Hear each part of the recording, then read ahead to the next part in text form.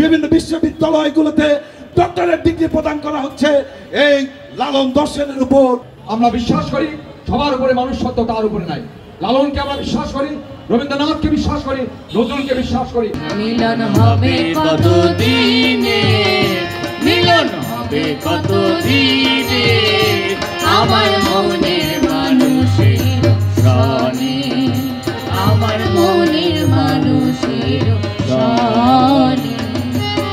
সঞ্জিত নামে যে ছেলেটি একটি সাংস্কৃতিক কর্মী, শেষ একটি পোস্ট দিয়েছিল এই সময়, যেটা খুবই দরকার। একটা মানুষের, সকল মানুষের মানবিক গুণাবলীর যে মানুষটি ছিল লালনের একটি উক্তি দিয়ে, সেই উক্তি দিয়ে সে একটা পোস্ট দিয়েছিল ফেসবুকে।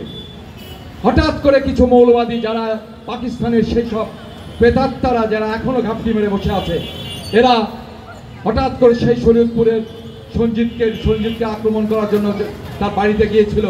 তাকে সেখানে না পেয়ে থানায় গিয়ে থানার ওসি সাহেবকে প্রভাবিত করে যে যদি আপনি আধা ঘন্টা 1 ঘন্টার মধ্যে তাকে অ্যারেস্ট না করেন, তাহলে এখানে একটা হিন্দু মুসলমানের মধ্যে একটা মানে তাণ্ডব শুরু হয়ে যাবে, তার বাড়িতে আগুন দেওয়া হবে। যাই হোক, ওসি সাহেব যে কথাটি বলেছেন পরবর্তীতে, যে আমি শুধুমাত্র ওই কারণেই তাকে যেখানে বাইরে থেকে ধরে গ্রেপ্তার করেছি, এবং গ্রেপ্তার করে আদালতে নিয়ে যাওয়ার পরে, গ্রেপ্তারের পরে সারা বাংলাদেশের কেউ না, প্রথমেই সাংস্কৃতিক কর্মীরা প্রতিবাদ করেছে, ভাইরাল হয়েছে, প্রতিবাদ করেছে যে অনতিবিলম্বে যদি তাকে ওখান থেকে মুক্তি করে না দেওয়া হয়, তাহলে আমরা সারা বাংলাদেশে এই বিরুদ্ধে দুর্বার আন্দোলন গড়ে তুলব।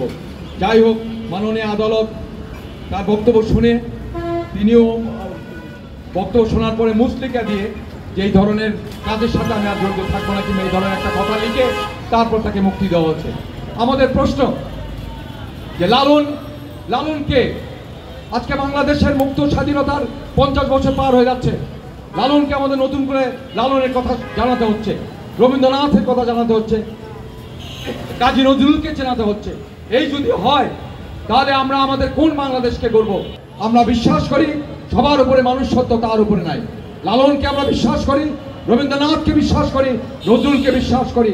আমরা সকল কবি, যারা মানবিক, যারা কবি, তাদের বিশ্বাস করি।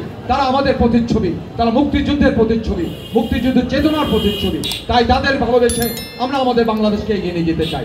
এর বিরুদ্ধে যারা দাঁড়াবে, এর বিরুদ্ধে যারা কথা বলবে, আমরা সাংস্কৃতিক কর্মীরা সারা বাংলাদেশে সোচ্চার থাকবো, প্রতিবাদ করে যাব।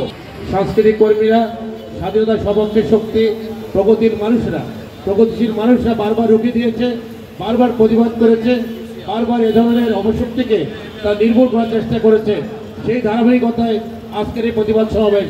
আমরা বিশ্বাস করি বাংলাদেশ অসাম্প্রদায়িক বাংলাদেশ, সকল ধর্মমত মিলে বাংলাদেশ, সকল শ্রেণী পেশার বাংলাদেশ, মত প্রকাশের স্বাধীনতার বাংলাদেশ। আপনারা দেখেছেন আমাদের আন্তর্জাতিক বিমানবন্দর, সারা বিশ্ব থেকে যখন মানুষজন আসবে, এই 250 বছর আগে এই মহান দার্শনিক, স্বশিক্ষিত এই দার্শনিক লালন তার যে মানবতার গান গেয়ে গেছেন, মানবতার ধর্ম দিয়ে গেছেন, সবার উপরে মানুষ সত্য, তার উপরে নাই, যেটি এই বাংলার জনপদ নয়, এই ভারত উপমহাদেশ নয়, বিশ্বে বই প্রতিষ্ঠিত করে গেছেন, যা লালনের দর্শনের উপর আজকে বিশ্বের মানুষ আজকে এই দর্শনকে ধারণই শুধু করছেন না, আজকে শিক্ষা গ্রহণ করছেন।